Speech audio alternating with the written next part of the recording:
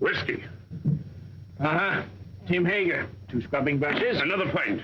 Where's your money? Well, 2 chimneys. Poster. Come over here. I want to show you a new piece of material. It's fresh off the Boston packet. That fine quality. Now feel it. Be a wonderful dress for your little girl. Don't you think so? It's money, money, money with your Poster. Nothing but money. I've been sorry for him ever since his wife ran off with that lieutenant. If he'd spent less on whiskey, he wouldn't have lost his wife. Let me show you another piece. Drunk or sober, Ma would have left him anyhow. She was that kind. Yeah, how do you like that for quality, huh? Let him have it. Very well, Tim Hager. You'll have your whiskey. But this is the last time... All right, Poster. No preaching.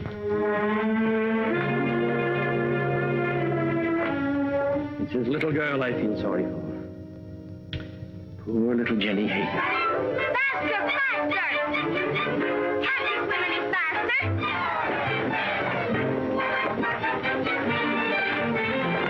You're not even trying. Faster, faster, faster! Faster, faster! Come on, faster!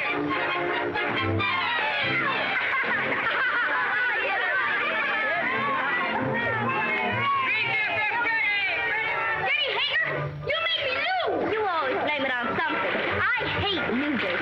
Come on, Ephraim, get ready and I'll race you. But Jenny, I can't swim. You'll never learn till you get out in deep water. But I'm cold. You're scared of the water. Oh, why don't you go help your father in the store?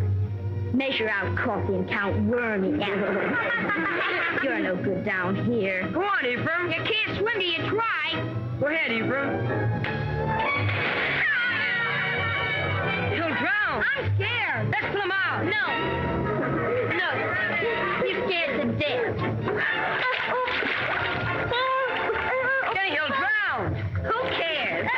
What's all that racket about? It's Saladine! Jack, run for it. Poor Ephraim. Poor Ephraim. Off there. Come on, Roy. Hey, what's going on here? Sweet gracious. It's Ephraim Poster. What's he doing in the river? He can't swim, can he? Oh, what happened, Jenny? Those awful bullies pushed him in. Poor Ephraim. Poor. Nearly poor murder, that's what it is. If it hadn't been for you, Jenny, he'd have drowned. You all right, Ephraim? The boys didn't do it.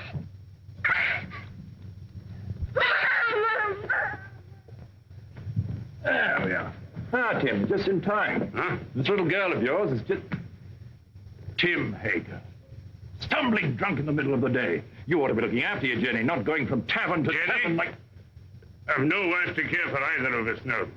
It takes money to bring up a fine lass, Your Honor. You mean it takes money to keep yourself drunk?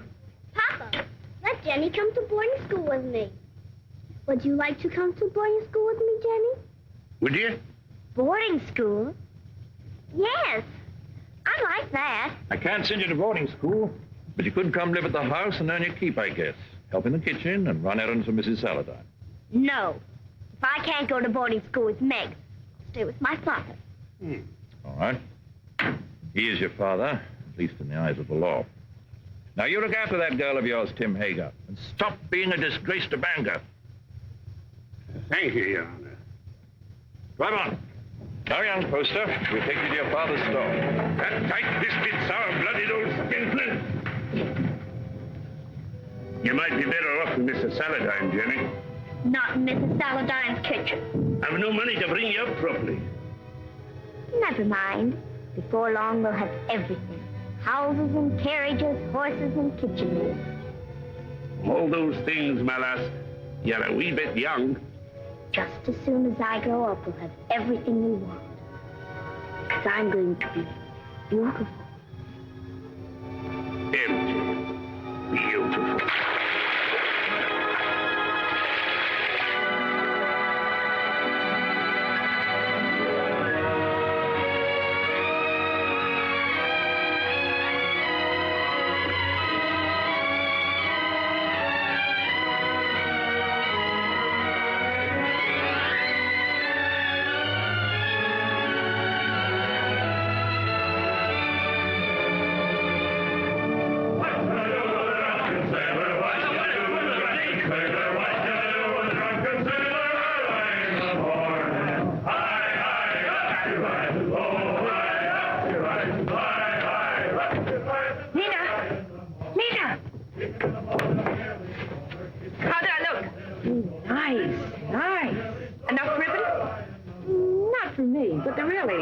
Ideas.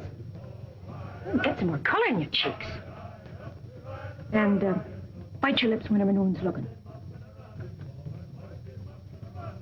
Men love red lips. Let's go down and meet the packet. Why should I? The sailors will all come up here anyway. Oh, but the best ones get picked off down at the dock. Listen, honey, with your looks, you don't have to worry. Why, you can get the youngest and the best-looking man on the river. I don't want the youngest. I want the rich. Jenny, that's a recipe for trouble. Don't worry about me. I can handle trouble. I know you can.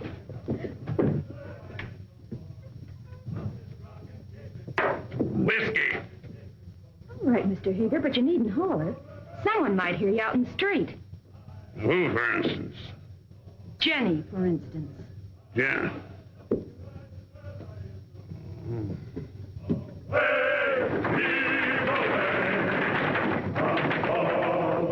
With the boat there. Come on. Heave. Away. Heave. Yo-ho. Heave. Away. Heave. Yo-ho. Well, Jenny, come down and see the cargo? Mm-hmm. It's exciting. We get used to it after a time. I suppose I import more stuff than any other man in the state of Maine. How many vessels do you think I own, counting the lumber barges? 56. Who told you? Somebody? Here, have some tea. Got a handkerchief? Well, I don't need one. Take a good handful of it there. It's a present. Away, away. The work was hard and the voyage was long. The seas were high and the gales were strong. So heave home the lad from Holloway to Devon. The sails are set, our work is done. Yo-ho! I thought I heard the skipper say, "Lever, Johnny, lever. Tomorrow you'll get your pay." Most people think it's easy to get to be a rich man. Believe me, it's hard. Why, when I first came to this town over 30 years ago, with nothing but a peddler's pack on my back, Hey, you! You! Get away from that girl! Hey, you! Wait!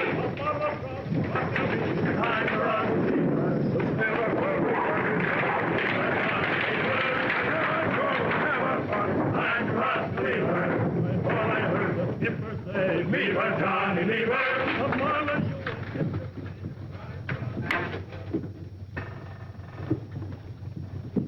Well, I was just saying to myself, I bet my good old friend Tim Hager is sitting right this very minute in the Purple Whale and wouldn't mind passing the time of day with me. Lena, What do you want? a glass of whiskey for Mr. Hager. Sure. Go on, Tim. Drink up. The next one's on me. You'll not tell Jenny? No, of course not. I promise her not to touch it. You're Jenny. You know, she's getting so she wants to boss everything and everybody. She's grown too beautiful for her own good. Why do you always wish to be talking about Jenny? Oh. I don't think I like why you always want to be talking about Jenny. Oh, now wait, Tim. Give me my rum and whiskey. We're not bringing the Jenny. I know what you're up to. I? Oh, why, I'm just a dried-up old herring. She's too young and beautiful. So is your lad. You sent him to Cambridge to keep him away from her. Ephraim?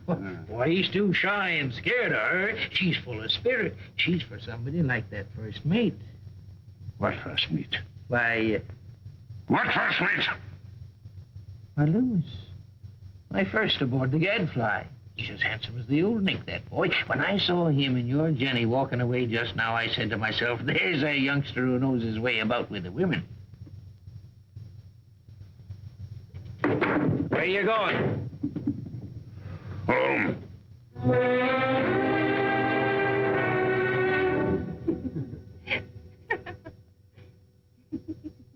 Good night. Oh, once I loved a pretty girl that I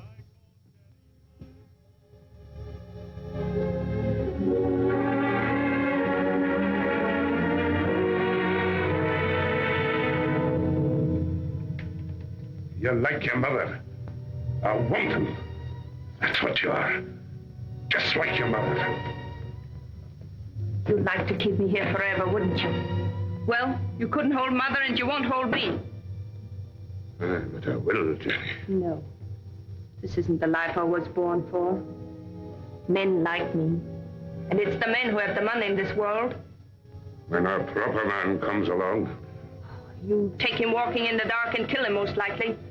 I know you don't want any man ever to look at me. But they do. You lead them on, Jenny.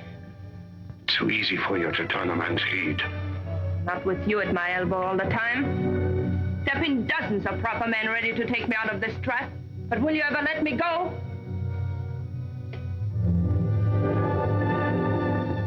I know Mr. Poster wants me. I made him want me. What do you think of that? There's a devil in it, Jenny Hager. A devil straight from the bad place. And I'm going to whip him out of here. You're going to beat me. This is one beating you'll not like.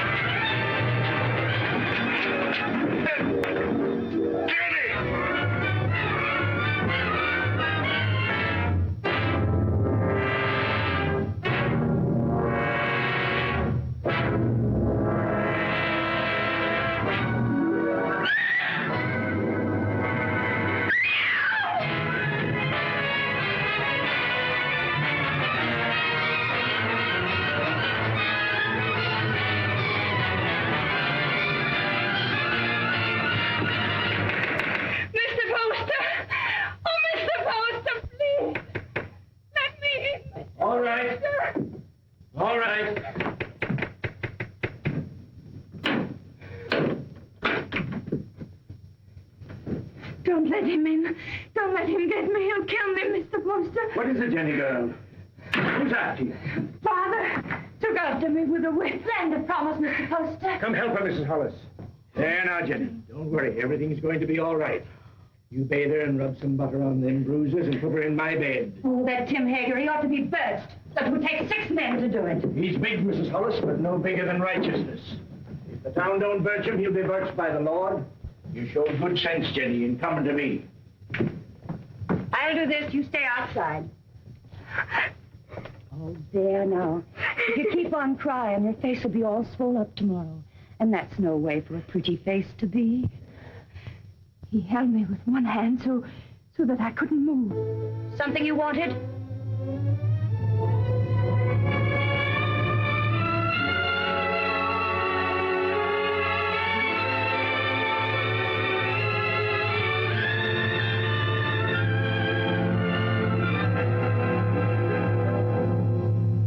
drove her out into the night like a dog that wouldn't obey. Reverend, it's the rum that does it. We ought to scourge every tavern keeper out of town and into the river. If I had my way... We ought to be deciding about the girl, Deacon Adams. There's been enough scourging for one night. One thing is decided. The girl mustn't go back to her father. No. Someone must take her in. I would. Only my daughter Mary doesn't like the poor girl. Then she's not for your house, Reverend. Make a bad situation worse.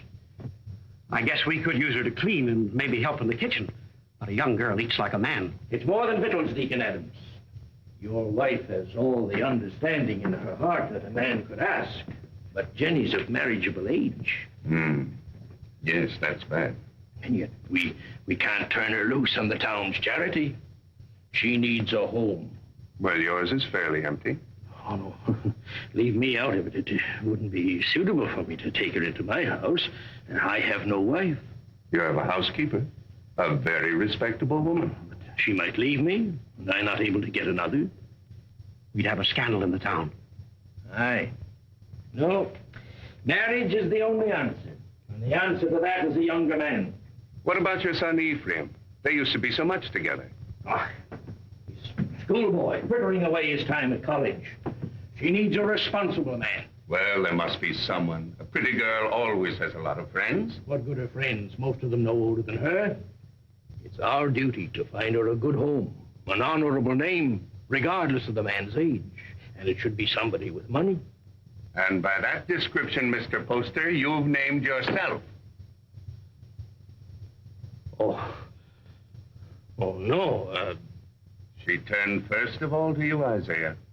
Besides, I know you're not a man to thrust a suffering lamb back into the wilderness. Maybe she won't have me. She'll marry you, Isaiah. She's a sensible girl. And in the meantime... Mary! Mary. Bring me one of your dresses. Anything, only not too expensive. I'd be good to you, Jenny, if you married me. Like a father. A good father. And he ought to know how with a son your age. You can go back to sleep now, Mrs. Hollis. You've done all you can for tonight. I'll make up Mr. Ephraim's bed for you, Mr. Poster. It ain't as warm there, but you'll be comfortable. Your father couldn't come after you, Jenny, if you married Mr. Poster. You'd be free. An intelligent girl thinks of the future when she chooses a husband. And you'd be a rich woman.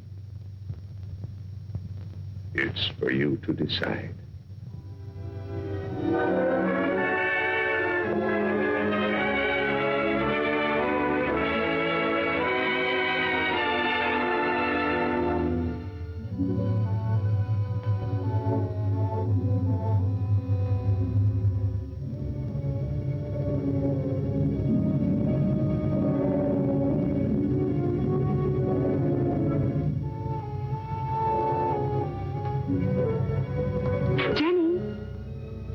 Thanks, Saladine. Come in. Oh, if you're busy, Jenny, I can... No, don't go away. I was just ordering something from Boston. Mr. Poster's a very lucky man. This has been a very lonely house for him. Lot of change. Meg, yes? Will you help me? Of course, Jenny, of course. The water glass always here. And the wine glass here. And, oh, Jenny, you'll have to get rings for the napkins. Now, the biggest plate here. Money changes everything. All I ever needed before was a knife and a spoon. But you want to be a lady. Give dinner parties and entertain your husband's friends. I'm sure Cleopatra never bothered about napkin rings. She didn't live in Bangor. Oh, that wouldn't have stopped her. Wasn't by knowing how to set a table that Cleopatra got along.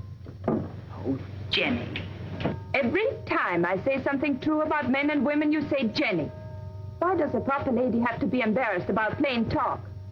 It isn't honest, and it makes old maids. Doesn't anyone here care about church? Judge Saladine and Mr. Poster are waiting outside, and I am in the ladies' choir. Didn't apply to me, that remark about old maids. I've already met my very special gentleman. He's not anyone in Bangor. His name's John Everett. He's Wood's boss for her husband. He's a very educated man. Is he young? A little older than I am. Good looking? Beautiful.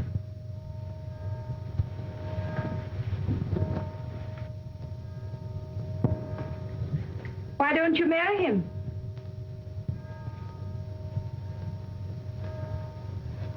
He won't. He has no money. Oh, that's nonsense. Does he love you? Yes. And you love him? Then make him marry you. Oh, Jenny, I wish I knew how. He's not like the others. He thinks things out. I'd know how.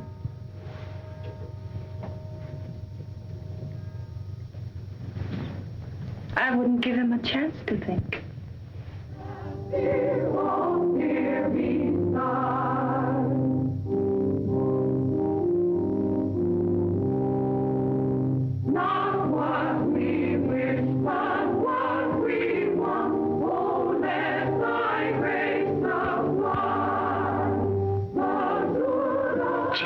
Hager. Jenny Poster.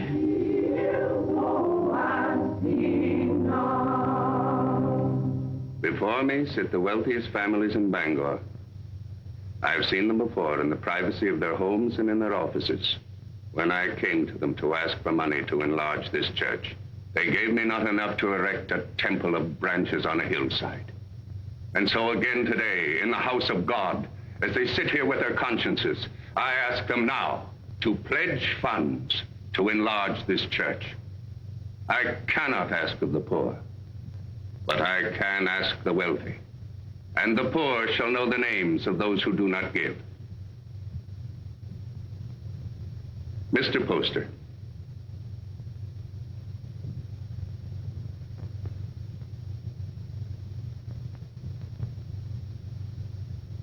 Judge Saladine. Mr. Burroughs. Mr. Bailey. Mr. Clayton. This is intolerable. If you have no feeling for your fellow man, at least take some interest in the welfare of your own children. Grog shops and low houses cover every inch of our waterfront. Our wealth is poured into Devil's Half Acre. And our young men, your sons, have nowhere else to go. Give me a bigger church, and I'll keep them here. Will no one pledge to the church more than just enough to save his face? Mr. and Mrs. Isaiah Poster will contribute $1,000.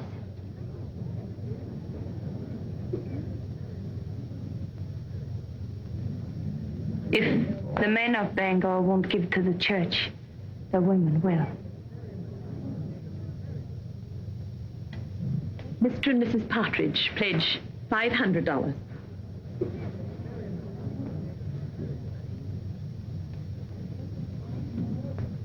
Judge Saladine will pledge $1,000.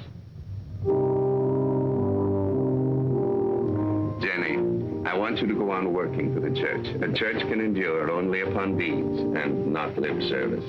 I'd say her lips have done you enough service. $1,000. If you think I've so much money, you ought to... Stop it, Isaiah. You're the luckiest man in Bangor. Oh, Mrs. Poster, I'm so glad to see the younger members taking an interest in the church, and I must apologize for not calling on you directly after you were married. That was a wonderful contribution, Jenny. He's a wonderful husband who let me make it. Good morning. Good day, Reverend. Good day, Reverend. Good morning. Good morning. Good morning. Tain't the money of mine, but I'd like to know what you're doing with it before you do it. I gave the money because I hate grog shops and what they do to people.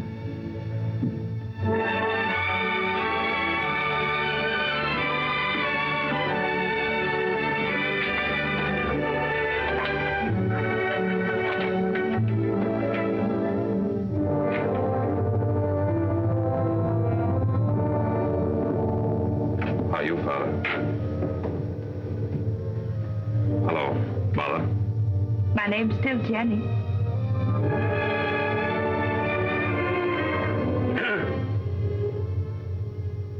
You came home, did you? I thought you'd be on your way to England or somewhere by now. Oh, England is full of architects. I knew you'd come home. Isaiah told me he sent you money to travel for a while, but I didn't think you would. I came close to it. I didn't know whether to mind your letter or mind his and go away. It's easy to see which one you thought more of. Well, why do we stand here? Let's go in around.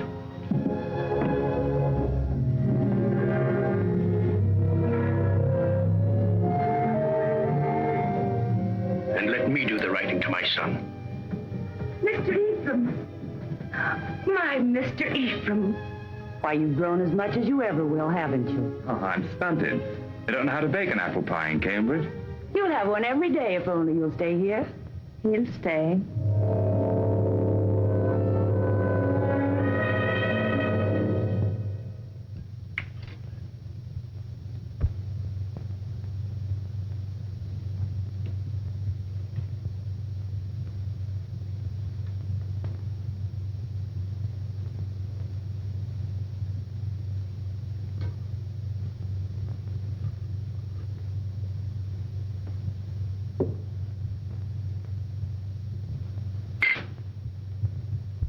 You'll find little to keep you in Bangor, Ephraim.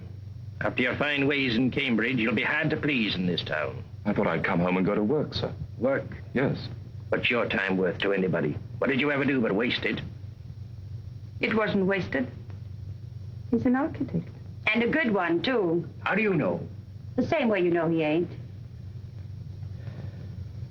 You heed my advice and you'll go someplace more suitable to a gentleman. Bangor's a boom town. Loud, rough. Growing faster than law and order. Takes a strong, stubborn man to make his way here. We need gentlemen, too. For what? To tell you the kind of bonnets and doodads the Boston ladies are wearing? Yes. A young man of fashion would be very popular in Bangor.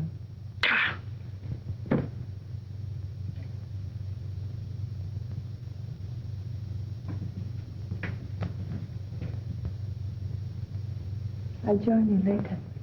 Well? Yes, Father. But you said yourself that Bangor was a boom town. Fortunes are made every day. Rich people will want fine houses. No fool in this town would waste his money on you. You heed what I said in my letter. Travel a bit. What makes you so angry with me? All I did was to come home. I get angry at you because of your ways. You think I don't know how you've been spending my money. Hard drink and easy women.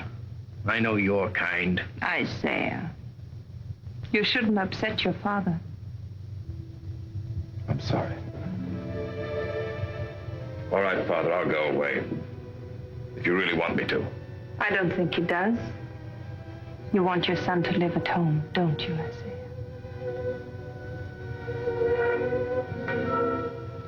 I've got a headache from all this talk. I'll lock up. It's time we all got some sleep.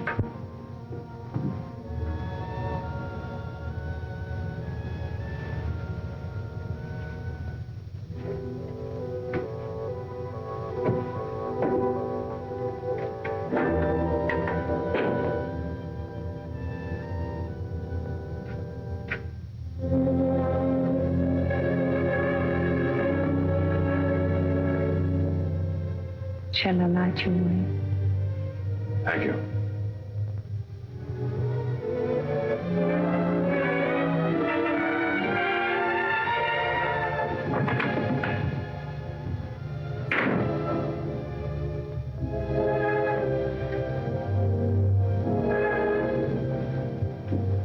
It's been a long time, Ephraim, hasn't it?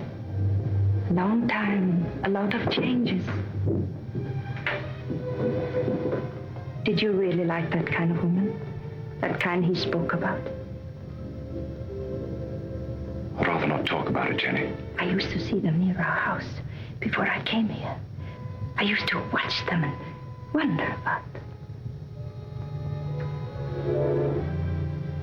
I can see how women would be attracted to you. All kinds of women.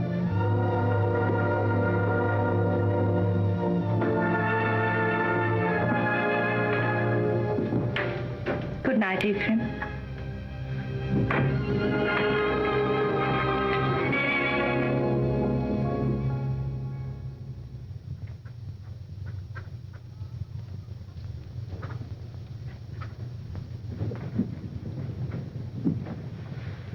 Got everything? Yes, all the groceries, but no spectacles. They're hard to find. I'll tell Dr. Mason to bring you a pair when he comes by tomorrow. All right? Oh, please, not Dr. Mason. He's a very good doctor, but he won't wait for his money. You're not to worry about money. Your husband worked for mine for a long time, and if Mr. Poster wants to send you a doctor and a pair of spectacles, it's his privilege. Mr. Poster? I'll be by in a few days, and in the meantime, if you need anything, send one of your children. Thank you.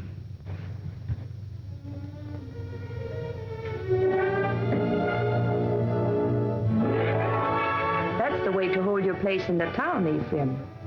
And the people love you for it, Jenny. And I do want my husband and my son to be proud of me. Well, I wanted to see how you spend your days. Thanks for showing me. You've grown, Jenny. My father's wife's a great lady. I think behind Mrs. Isaiah Poster, you'll still find Jenny Hager. You remember Jenny Hager? Oh, that little ruffian? Well, she pushed me in the river right here. That isn't true. The others pushed you in. I pulled you out. Oh, that's right, you did. Of course I did. Didn't we always stick together? Ephraim and Jenny, side by side against the world. Oh, we had good times here, didn't we? Better than we knew. Shall I tell you something? I always think of this as our place, yours and mine. This is where we first thought we were in love. Yeah. Silly, wasn't it? This is where you came to tell me your father was going to send you off to college. Yeah. And I said it was because of me. And I said he'd never separate us by sending me away. Oh, Jenny, the things I said. Of course, if you'd been home the night I came to your house, I would have been married to you now. Let's go out.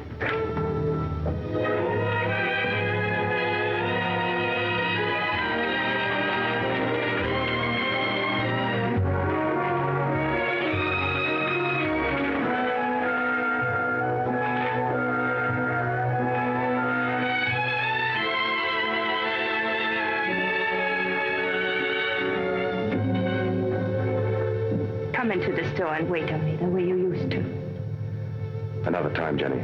I want to go out and talk to Father.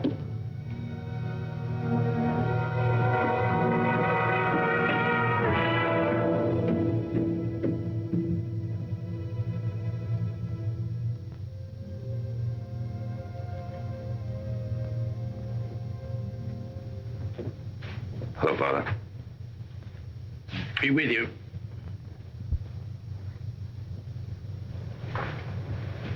What you been doing all day? Who's driving Jenny around? Mighty popular in Bangor, isn't she? She does a lot of good. Spends a lot of money, you mean? If you really minded, you could put a stop to it. You're very happy with her, aren't you? Yes. Father, I'm going to take your advice. Bangor's no place for me.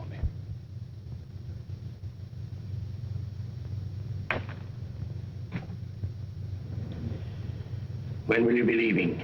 Right away, before the river freezes. I thought I'd spend the winter in Boston and then go off to Europe in the spring. I think your father needs you here, Ephraim. Why, Jenny, you feet like a bird. I didn't hear a sound. You want him to stay, don't you, Isaiah? Why don't you tell him you want him to stay? Can't you be honest with your own son? I'm honest with everybody. You might be of some small use to me if you stay on. But if you don't like it here, get out. Only don't come reaching back again. If you go, I'm through with you. I'll take you home.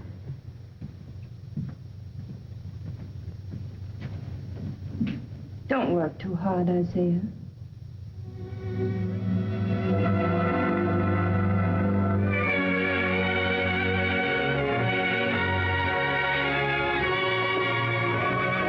Surprise.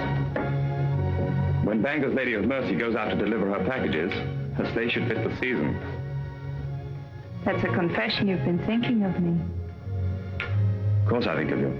Yet you've been avoiding me. Careful. Faint. Put it down.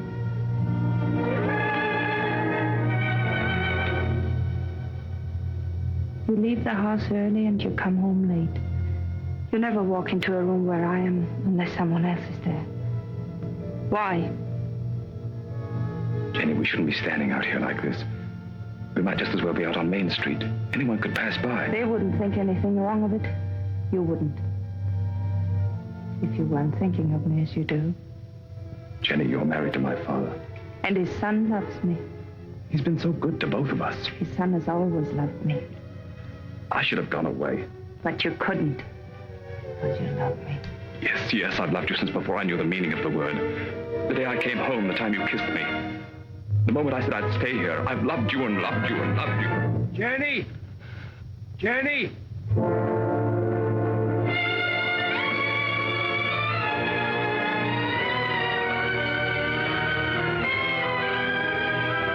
Jenny! Father's very ill. Send for a doctor.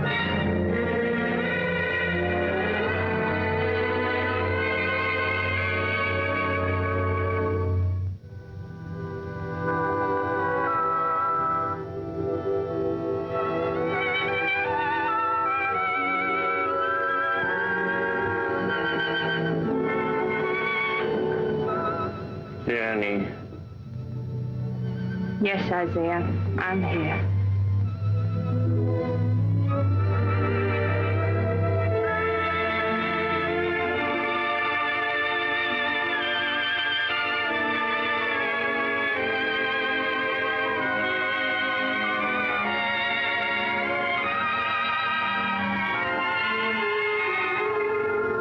You keep this up and you'll fall in your tracks. Go to bed, child. Get some rest. No, I'm strong. Stronger than you think. I'll be all right.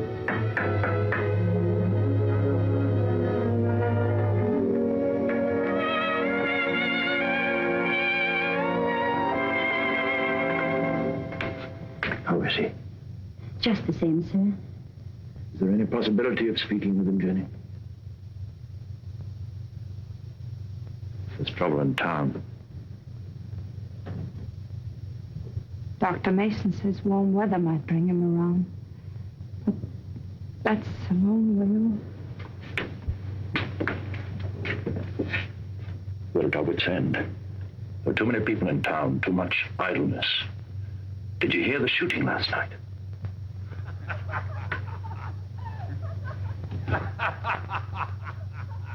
That's the sort of thing we're up against. Lumberjacks coming to town between jobs with rum and women on their minds. He told us 2 years ago we should have a police force. We should have listened to him. Well, Jenny, take care of yourself. Meg sends you on love.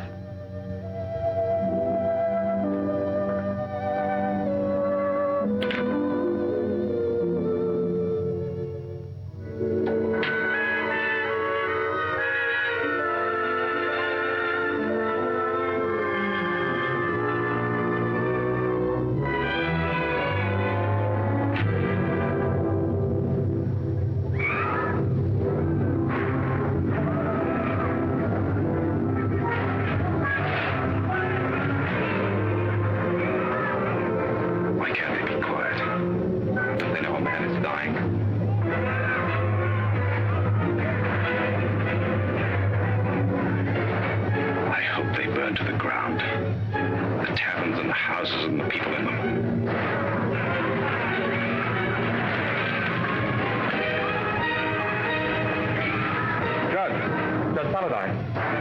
There you are. Ephraim, I want you to ride to your father's number 3 camp. Tell him we're having a rout, that we need every man down here to keep order till the militia come in. I can't leave the house. That Tempest girl stole a lumberjack's wallet. And the drunken fools are firing every tavern in Devil's Half Acre. I can't go now. Didn't Dr. Mason tell you about Father? Your father's only one man, Ephraim. We're trying to save the life of the town itself. What do I care about the town? Maybe it needs a good fire to clean it up. He'll go. I'll stay with your father, Ephraim. Hurry, Ephraim. We need those men.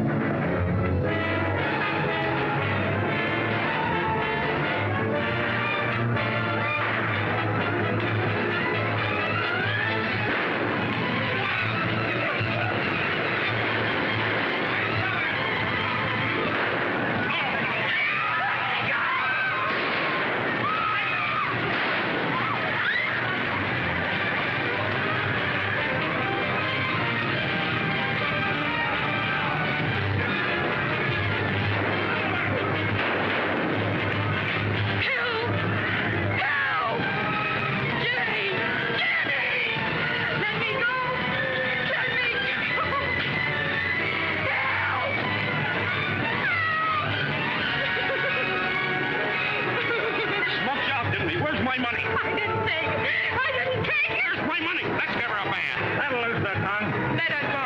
Keep out of this, ma'am. People are getting hurt. I didn't steal his money. He was drunk in the back room. I only came in to take away the glasses.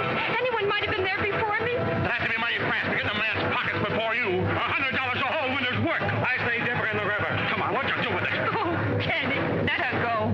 I'll give you the money. You're Mrs. Poster. Yes. It's nice to meet the gentry, ma'am. But I'm not so sure I'll be happy just to get my money back. We want to know what's going to happen to her. Since I'm giving her the money, it's my right to decide that. Why do we give her a gamble about it? There's the girl, there's the river. Let's give her a band. Wait. We'll be waiting for your store to open in the morning. The money isn't there. We're coming up here and collect it.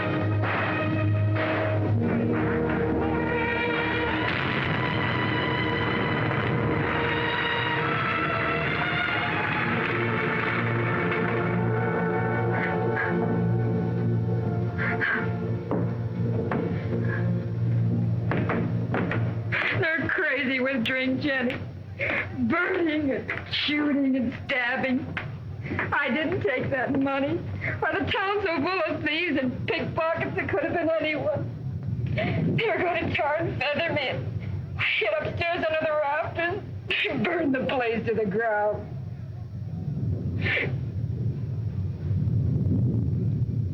If I'm to go up to Camp 3, I better leave now. I want to be back in the morning.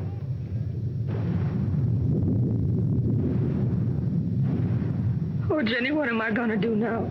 I no place to live, no place to go. It isn't right, Jenny, to be smoked out in the streets like an animal. I don't want you to worry about it, Lena. I want you to rest. Lena, do you remember the house I used to live in? Well, I want you to stay here for the night, and tomorrow you move in there. Won't cost you a cent, and if anyone should bother you, you come to me. Are you good, Jenny?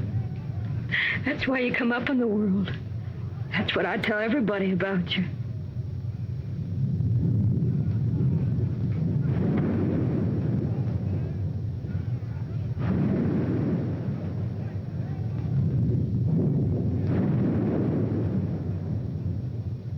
Jenny, you're wonderful.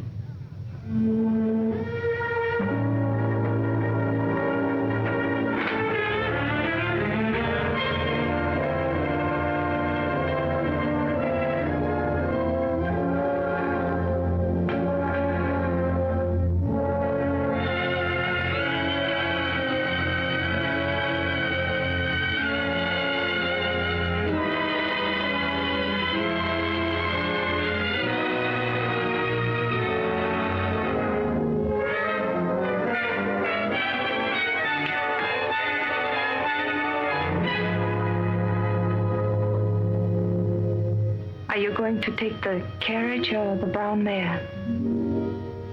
I thought the mare would be better. You'll be careful, won't you? I don't want anything to happen to you.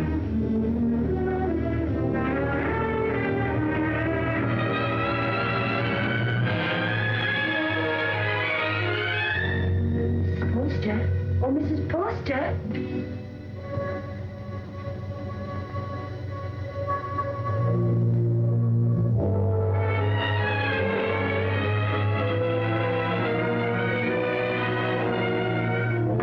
Yes, the fever's broke. He's breathing better. He's going to get well.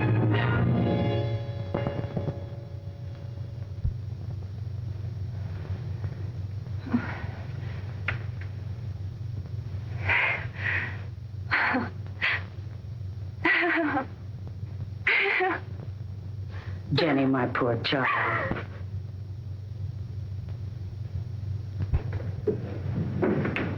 Has Mrs. Poster gone to bed? Does she ever go to bed, the poor child, nursing and tending her husband? Tell her to come to the Saladine house. The girl will need her. What's the matter? Judge Saladine got into the fight. Hurt? Dead. Ask Mrs. Poster to come with us. It needs a woman to tell the girl. Mrs. Poster's been under a great strain. She's gone through enough. You better get someone else. Wait.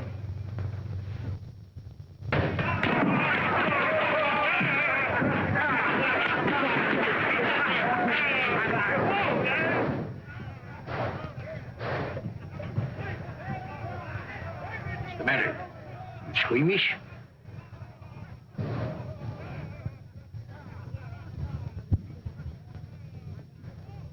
They're still fighting. Can't someone ask for permission to bury the dead? I did. So we all sit about and wait for the liquor barrels to run dry. The loafers and drunkards have taken over the town. And for 3 days, a man like Judge Henry Saladine can't be carried to his resting place. There's a fine victory for rum. Don't talk like a fool. Those woodsmen come in from the timber. They want some excitement after the winter's work. You take away their pleasures, they'll go to work in another part of the country. It only proves that we've got to have a police force. Some sort of city government, that's all. You've been too tolerant a man, Isaiah Poster. Too interested in lining your pocket. When my lumberjacks come down from the hills, they'll patrol the town till we get them decently harried. Why don't you lie down for a while? You worried about me, Jenny? That you'd found out what kind of a tough old tamarack you'd married.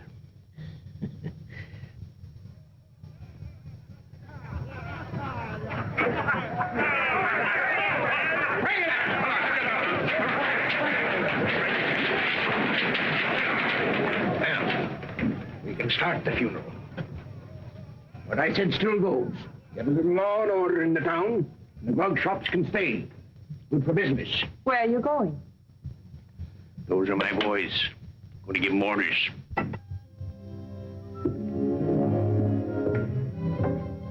Look. Oh, I say, are you hurt? You all right, Mr. Poster? Yes. Now, John, I want you to take some of your men ahead of the funeral procession, put some alongside and some at the rear. Keep it all as quiet as you can. The funeral should seem peaceful. Jenny, this is John Everett, my wife. You are Mrs. Poster? She sure is. How do you do? John. I thought I heard your voice. Meg, Darling, I'm glad you're here. it's terrible about your father. I hated your being alone when it happened. I pretended to myself that you were with me. It gave me strength.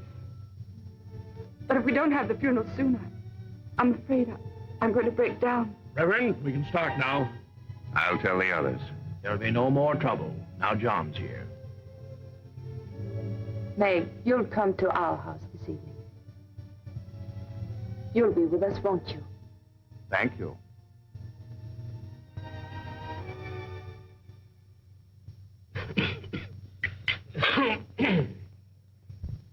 No, those aren't my after-dinner pills. These are from my spleen. Let me look again. I'll find them in a minute. And bring a glass of tepid water. Yes, Mr. Poster. Shall we go into the parlor? No, Jenny, leave them alone. You know how young folks are. John has to go back to the camp in the morning. Go back? Yes, of course. Darling.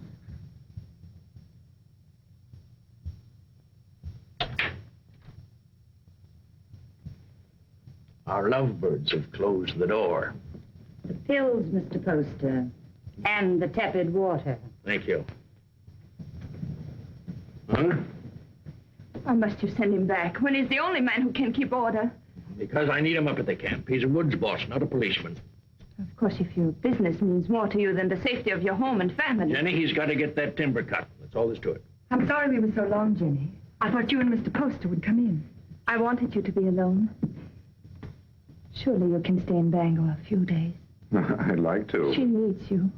But I'm afraid I'll have to be away for a little while.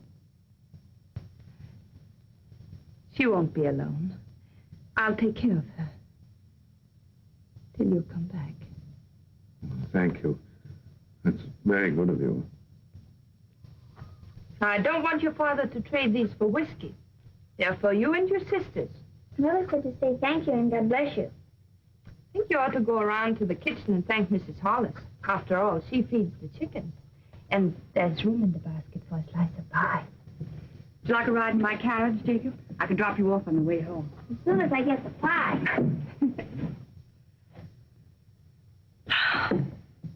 Isn't it a beautiful morning? Jenny, I've been wanting to speak to you. You have? What about? Not here. Let's walk down to the river. Oh, but not now, Ephraim. I've so many things to do.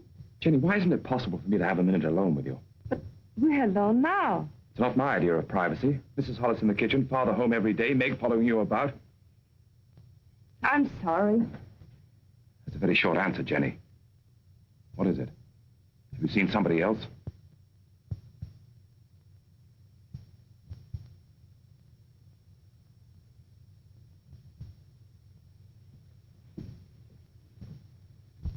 They stole nearly 10,000 feet of first-run pine.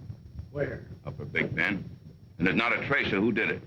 Mr. Poster, unless you get the law to step in, there won't be a choice tree left in that whole section. Law. I own that land, and I'll make my own laws. I've got to make a trip up to the hill countries. Timber pirates. I want you to come with me. Me? It's time you saw what pine on the stump looks like. It's my business, and you ought to learn it. Come along, I'll get you something to eat. Thank you.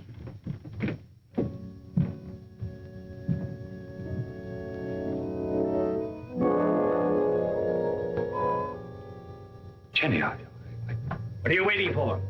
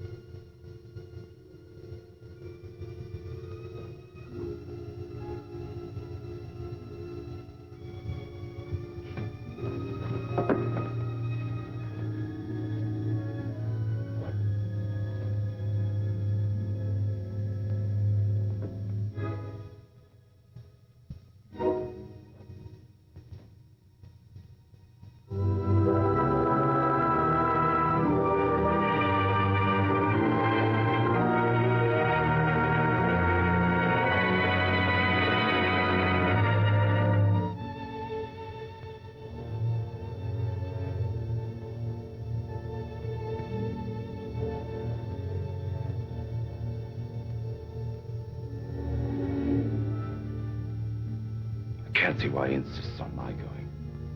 I'll be dead useless weight, and afraid of the water besides. Boats would be bad enough. These would be canoes, flimsy Indian canoes made of birch bark.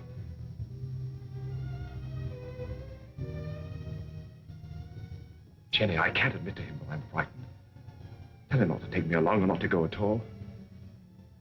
I told him I wasn't cut out for that sort of life, that I'd be more of a burden than a help. But he's so stubborn, Jenny.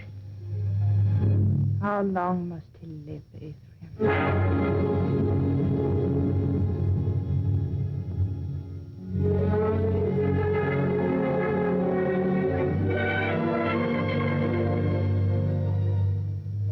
How long must he live between us? Jenny, don't talk like that. I want you to do something for us. You're afraid. I could promise you so many things, and yet you're afraid. He's my father. As long as he's alive. Why does everything frighten you? You're going to make me very angry. And if I get angry and go on wanting you the way I do, I might tell him what happened between us. Nothing has happened between us. No. But which of us will he believe? Jenny, you couldn't. You know what that would do. He lived a full and useful life. It would be a pity to see him die. But a greater pity to see his life ruined. With a lie. We've been living a lie, Ephraim, and I want to be done with it. I want you to return alone.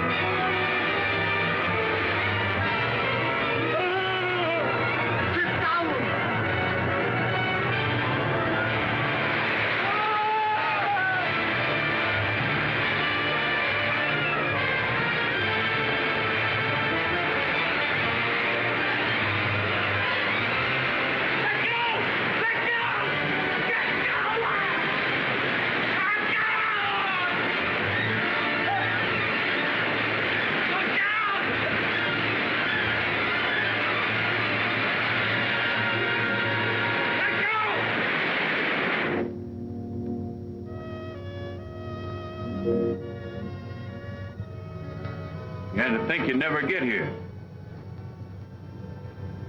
Where's the old man? Where's your father? What happened? What happened?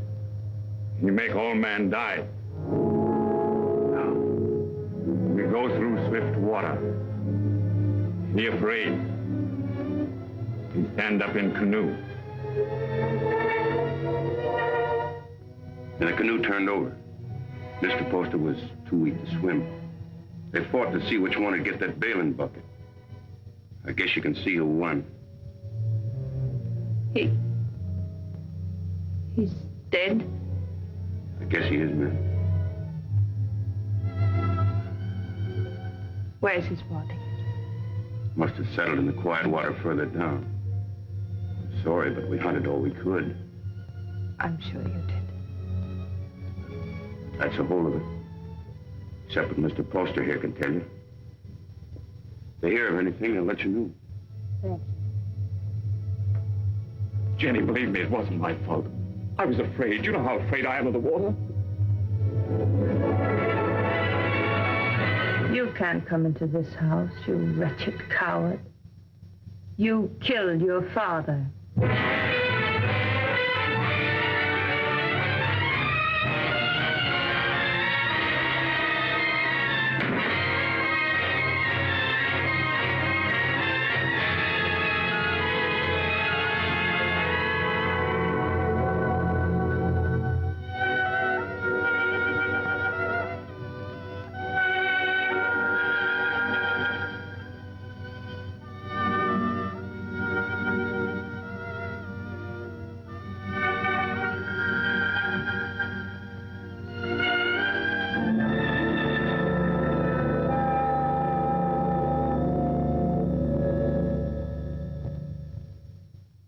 Was a fine businessman, but it never occurred to him to provide for the handling of his fortune after his passing.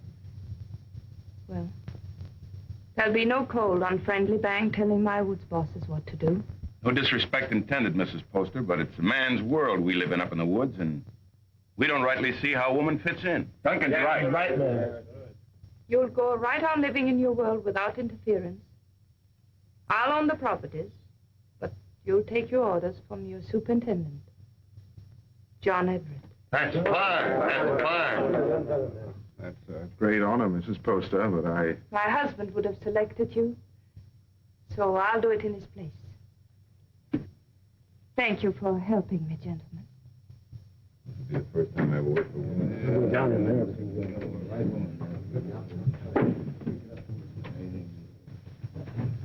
Until this meeting, I thought I was very much alone in this world. Mr. Poster was a fine man. It'll be an honor working for his lady. We won't give you any trouble, Mrs. Poster. Good day, ma'am.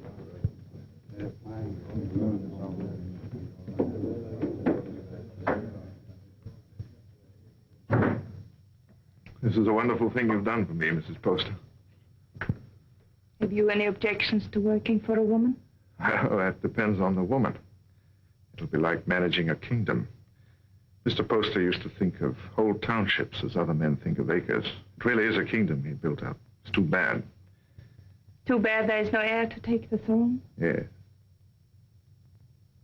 Poor Ephraim. I never gave him a chance to explain. I accused him without proof. What more could you need? They saw him do it. I didn't. And I know he loved his father. You've got to stop brooding over it, Mrs. Poster. You'll only harm yourself, and it won't help Ephraim. I saw him on the street last week. He was drunk. And Dick and Adams were shouting, "You've chosen your damnation, and eternally damned you'll be." There wasn't anything you could do to save him. You're very tired, Mrs. Poster. I won't be after today. I've placed my troubles on your shoulders. Please carry them well for me.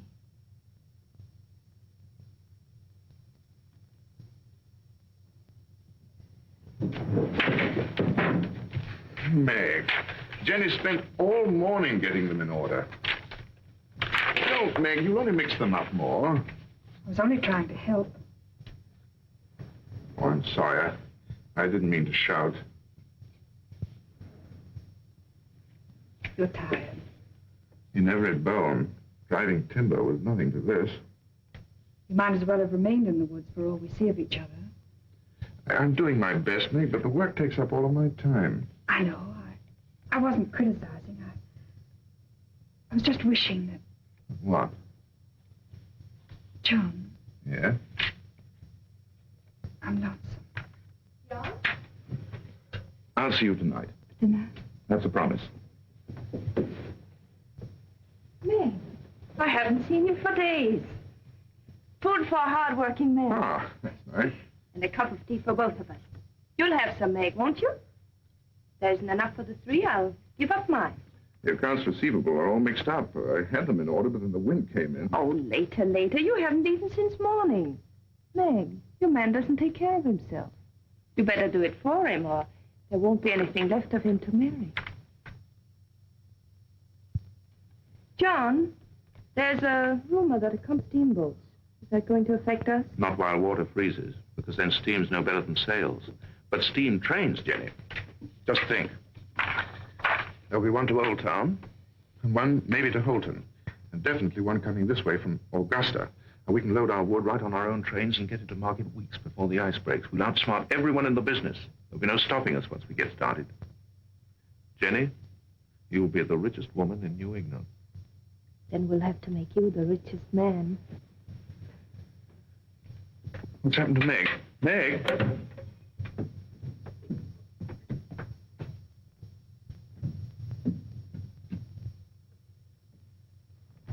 I ought to be kicked all the way up and down Main Street for the way I treat her. She's more understanding than you think. I'll be with the Temperance League all afternoon, so if there's anything important you want to discuss with me now... Nothing that can't wait. It's Mrs. Hollis in the store. Tearing it apart?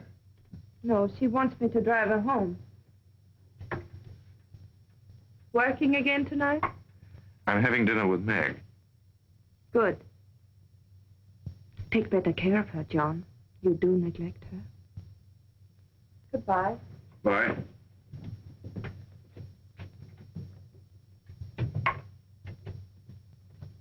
Camp 3.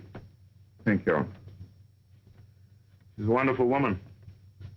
Someday I'm going to pull a bottle out of his hand and bash his head in. What are you talking about? Young Poster. You should hear the things he says about her.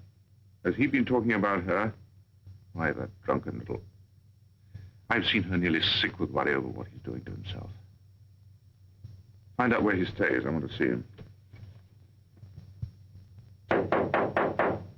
Poster, are you in there?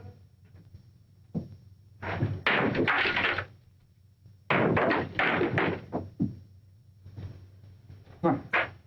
I must be making trouble. Much more than you're worth. I'm worth very little. What happens to me now? You beat me up yourself or some of the boys outside? Come in, drinks for everybody. No one out there. We're alone. That's much better. No witnesses. I had witnesses when I killed my father. That made her very angry. When did you last eat? I have my food. How do you like your new job, huh? I like it. She hasn't got you hooked already, has she? You'll kill yourself drinking all this stuff without any food inside you. Come on, let's get something to eat.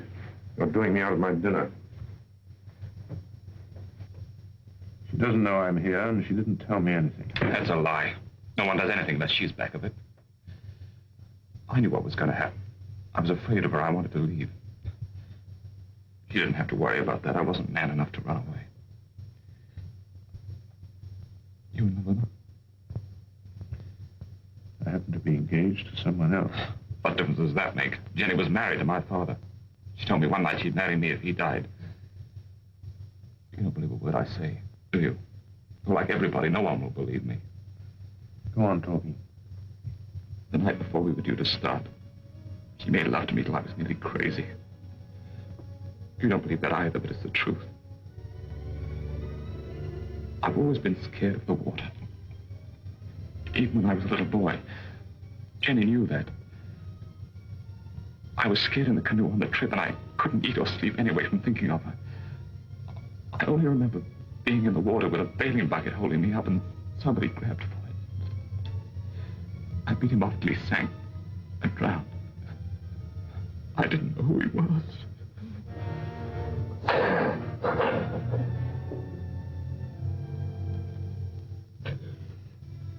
She's so rotten.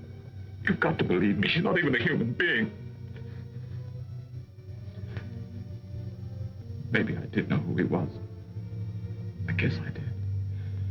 She's put the thought in my heart. If I hadn't done it then, I know I would have played it.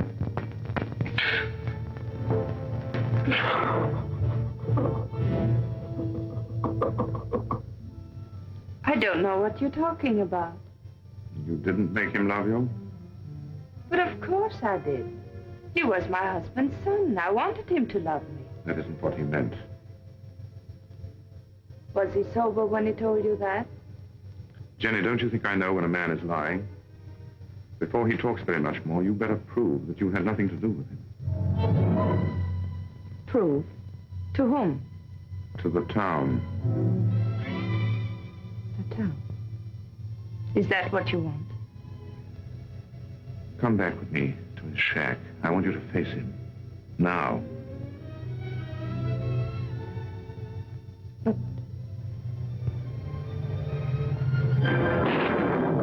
the rain. You know what happens to the roads in the rain? Yes. They get very muddy. But they don't change their direction. Good night. Oh, no. It isn't that I'm afraid. You mustn't believe him. Please. All right. I'll go.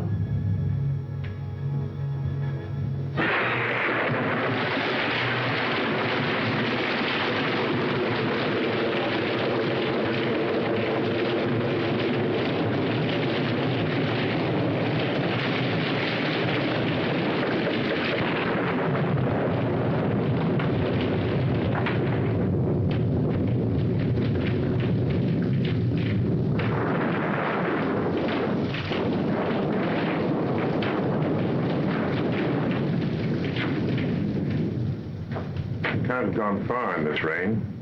We'll wait for him. I'll put the horses in the shed if you'll light the way.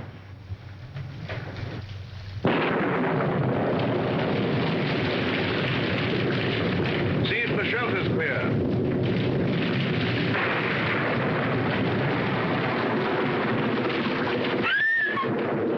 What's the matter, Jenny?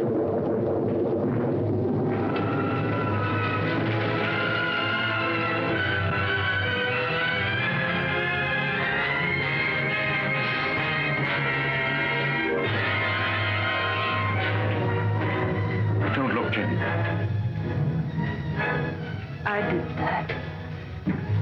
I drove him out. Jenny. Don't say I didn't do it. If I would have said one word to defend him, others would have listened.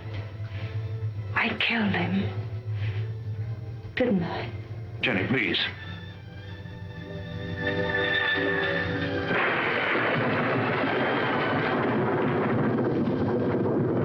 Go inside and sit down. You're shaking.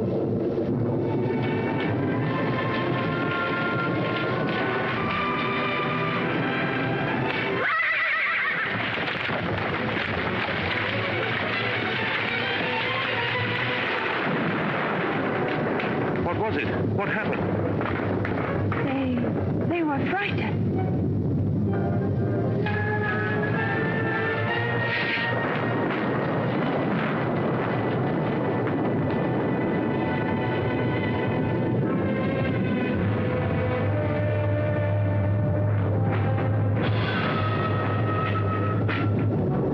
We're 10 miles from town.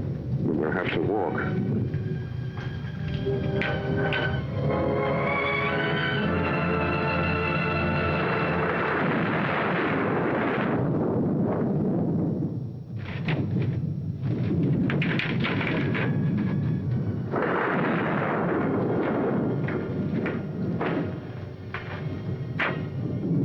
understand how Ephraim could have done a thing like that.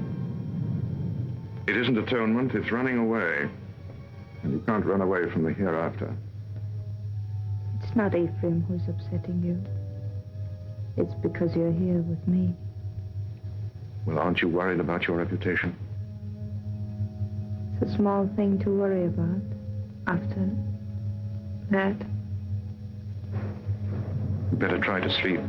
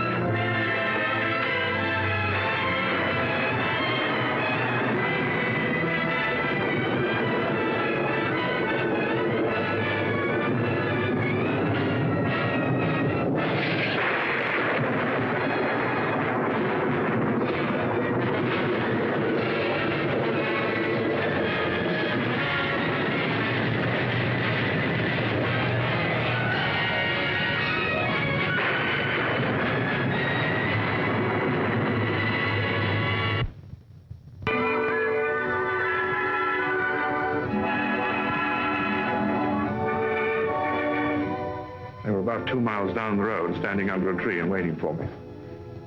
And the carriage? Just a broken axle. I can fix it in an hour.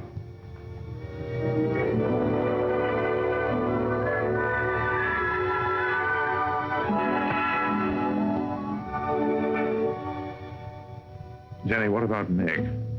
She won't try to hold you. I know, but to stand up to her and tell her that I love someone else. You won't tell her. A big, clumsy thing like you. It's a woman's job. Oh, no. But she's a friend of mine. I can make her understand. I'll tell her myself. But, John... I'll tell her myself, Jenny.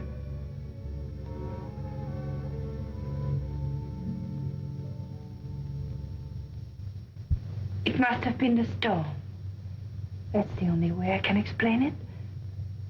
The storm and the excitement and the lightning struck us. What more can I say? It's nice that we're such friends. Makes it easy to talk this over. There's nothing to talk about. I love him. But if you still want him, he's yours. You know that. You know I'd give him back to you if you asked me to. I suppose I'm a fool. Why?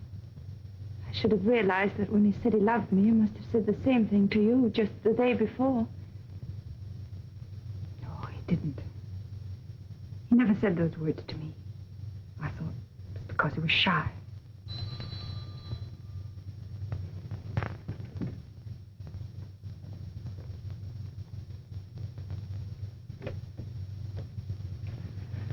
Hello, Meg. Come in. I just wanted to explain why I didn't come to dinner last night. Right after you left the office, Alex Duncan came in.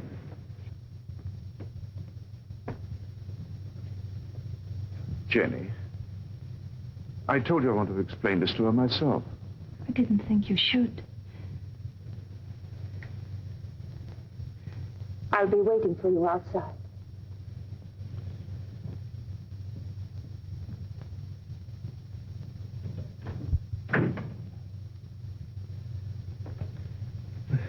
I didn't want it to happen like this, Meg. I wanted to be the one to tell you. I don't see what difference it would make. It's the same story, isn't it? I suppose so. When will you be married? Right away? In Bangor? I don't know. Jenny will take care of the details. I saw this happening a long time ago. There was nothing I could do about it. She's waiting for you.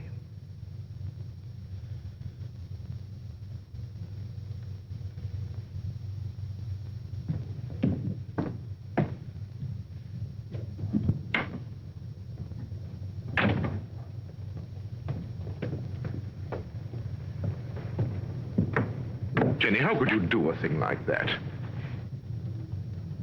I thought if you came here alone, you wouldn't come back to me.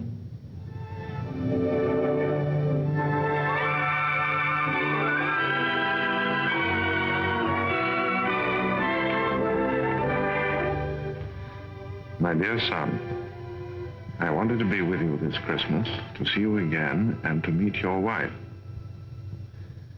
But all your brothers are bringing their families here, so I can only send you this ring in my place.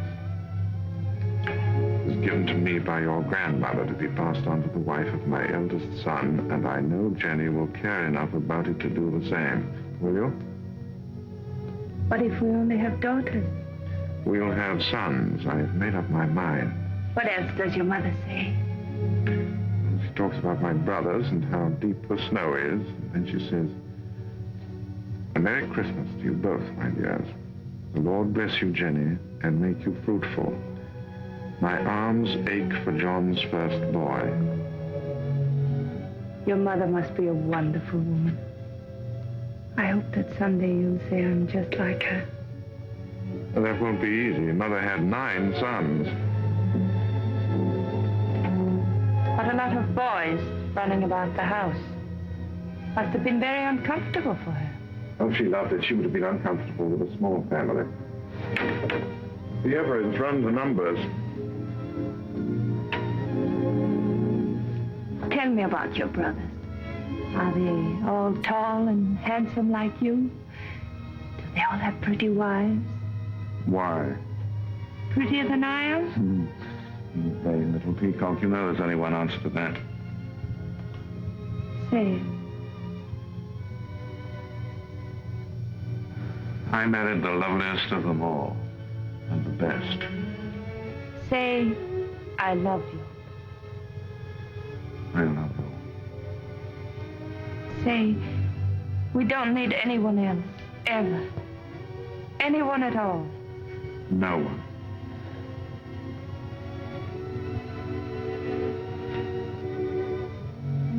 I always lose happiness. I can't seem to hold it. Keep me happy, darling.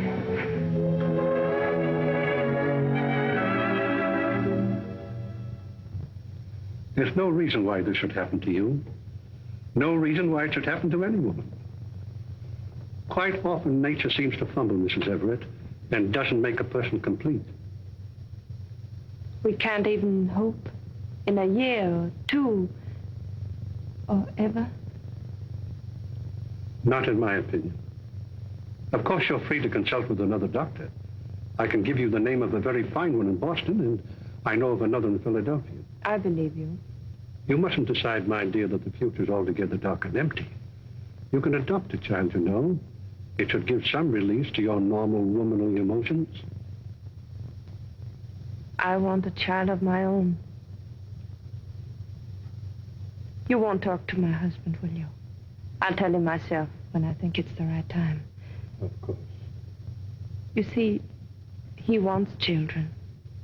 He's very fond of them.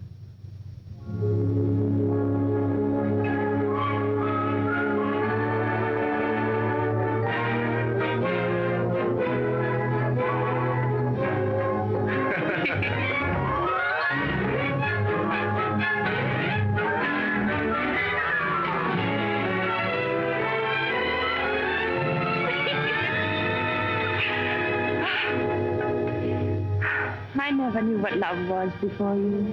I know now. I was never married to Isaiah at all. Jenny, I want you to forget Isaiah. I want you to forget your whole life before I came into it. You know, a lot of new furniture isn't going to change that house.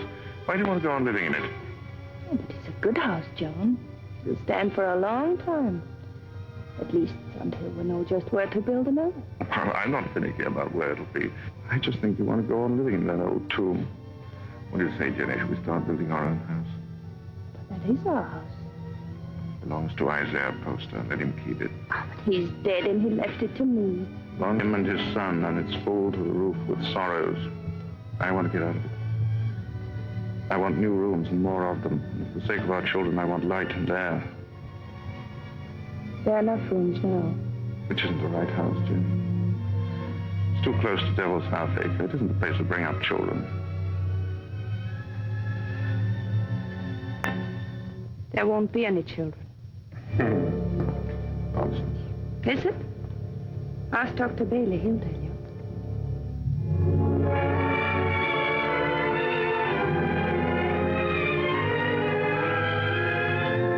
Seems there are some things we haven't talked about. When did you learn this? Some time ago. What exactly did Bailey say? Oh, I don't remember.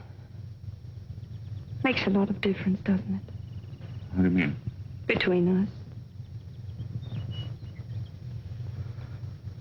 Doesn't make any difference at all. There are many things a husband and wife can live for. That's very sensible, but I wonder what you'll think in a few years from now. I'll think that you're more beautiful than ever, and that I love you very much. Oh, look. There's Lincoln Pettridge. He's a great man. He has special powers.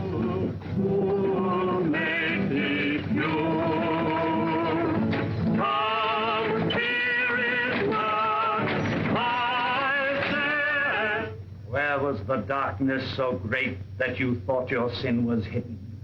There are eyes that search out every sin. There is a tongue that will accuse you on the judgment day. There is a hand that is terrible in its strength. What is so beautiful as a pure woman? What is so vile as an evil one? The good women of Bangor, such loud amens and nodding of heads. Because I spend my fury upon her, and not on you. How pious you are. How good with your eyes cast upward. Can one of you step forward and say, "This is my soul. See how it shines"? Can one of you hope to escape the terror? How sweet are the ladies of Sodom and Gomorrah. How sweet in silks and satins and laces and ruffles.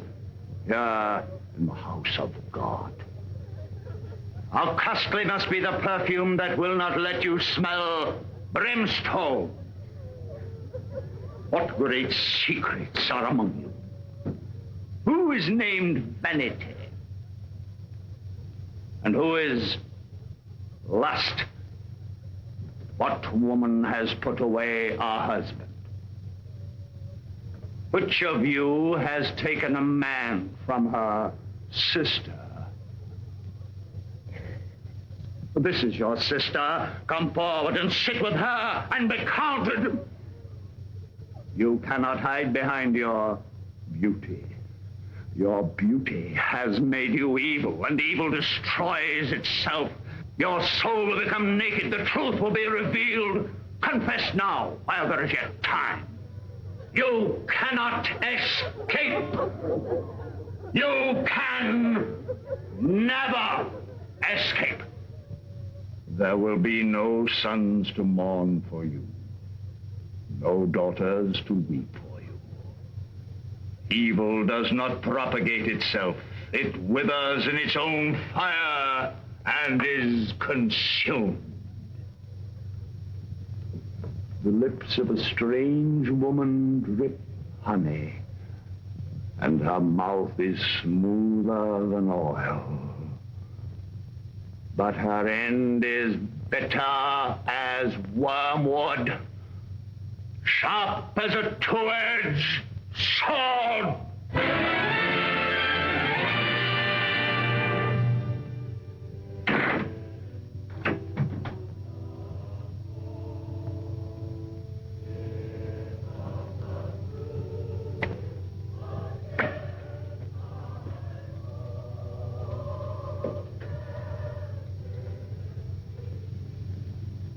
What's the matter, Jenny? I want light. It's so dark. Why do you go to those meetings? It's not like ordinary church going. You come home exhausted and afraid. He was talking to me. Straight to me.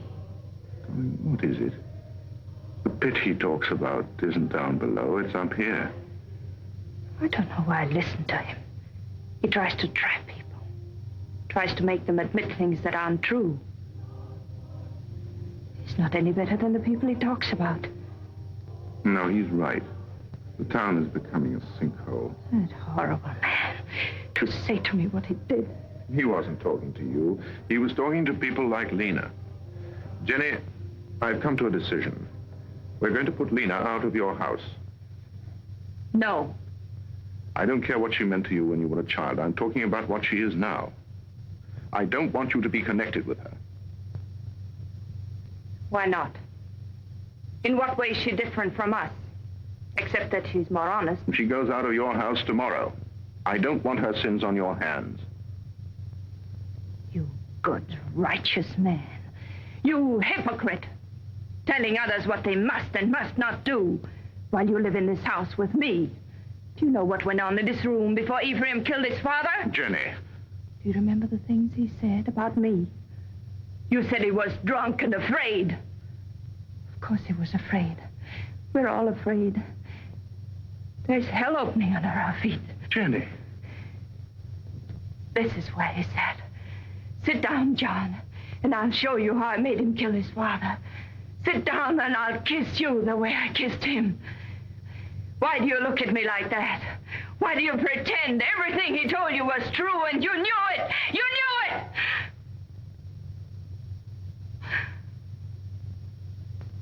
Oh, I don't know what I'm saying. Oh, I'm sorry. I'm sorry. Go to bed, Jenny. Please go to bed.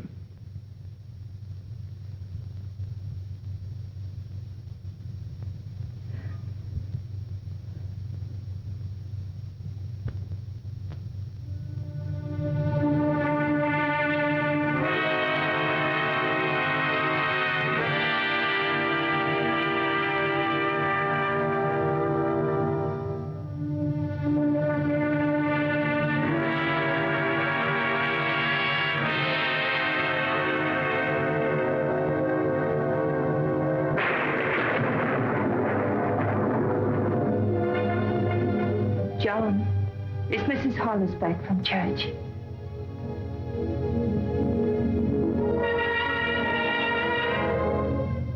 John, it's time for bed.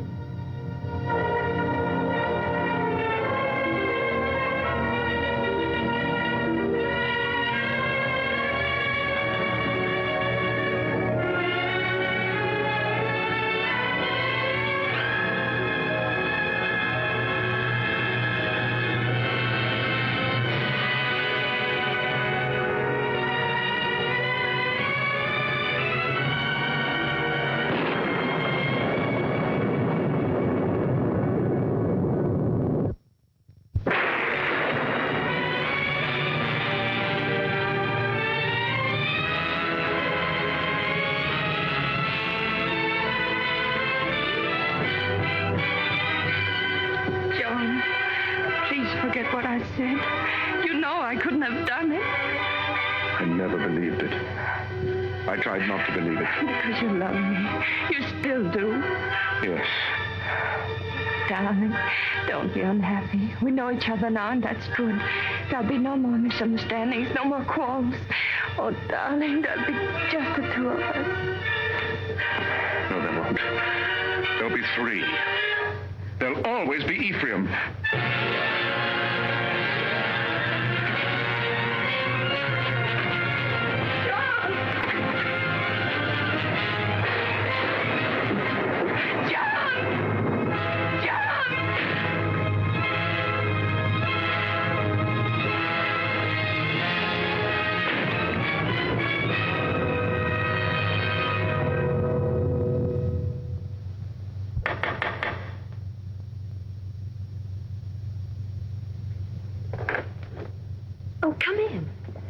Mary, I'm looking for Mr. Everett. I thought he might be with Reverend Thatcher. Father isn't here right now, but if you'd like to wait... Oh, no, thank you. I have no time.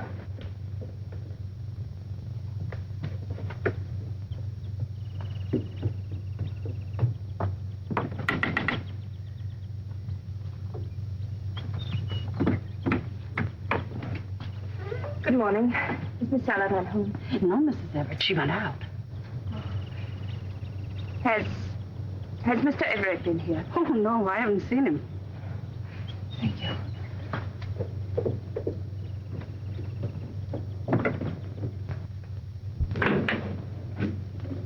Oh, I thought it was Mr. Everett.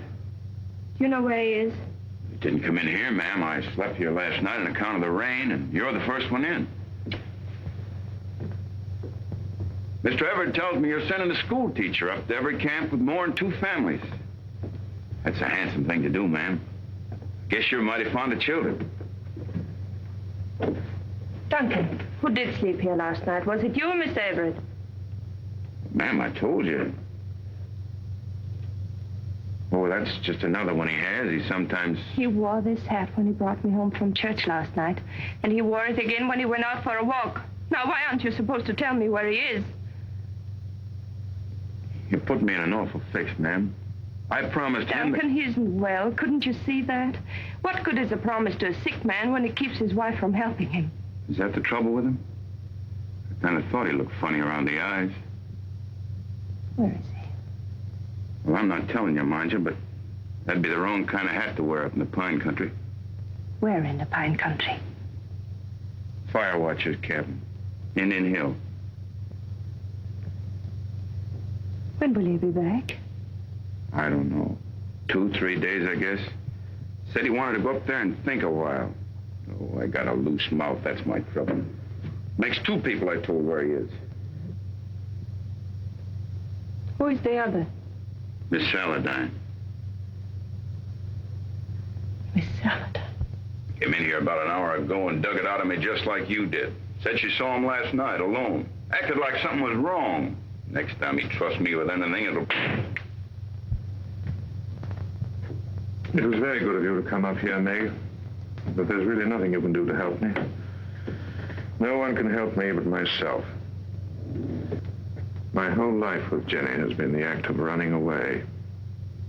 I ran away from the woods where I belong. And again, I ran away from the truth when Ephraim tried to tell it to me. I forced myself not to believe him. I understand. If you had, you never would have married Jenny. No. This time, I'm not running away. Right or wrong, my place is with Jenny. I love her, and I'm going back to her. John, I'm glad. Because I believe that her love for you has made her as good as everyone always thought she was. Shall we go now?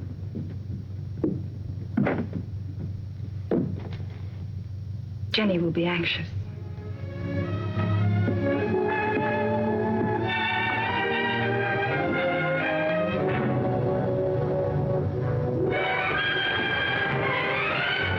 It's Jenny.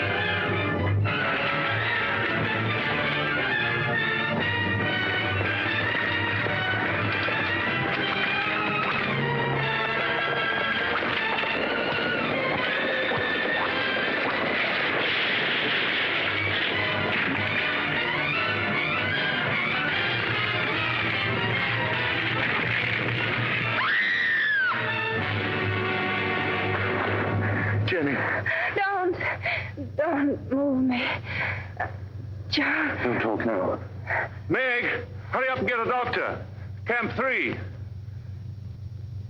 I saw you with Meg, and I know. I tried to hurt you. I wanted to hurt you. Don't, Jenny, lie still. You don't know how I loved you so much. I'm afraid. Oh, John, where will they bury me? Jenny, don't talk about dying.